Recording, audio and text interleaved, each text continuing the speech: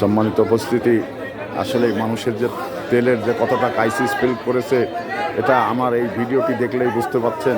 যে এই রাত প্রায় এখন 4:30 বাজে। তো এই 4:30 পর্যন্ত যে সারা রাত জেগে থেকে মানুষ পাহারা দিয়ে যে তেল নিয়েছেন, এতে করেই বোঝা যাচ্ছে যে আসলে মানুষের এই পেট্রোল ছাড়া যে মানুষ অচল, ইজি বাইক ছাড়া যে মানুষ অচল, এটাই কিন্তু প্রমাণ করা যায় যে আসলে লোকের যে কত ভিড় এবং মানে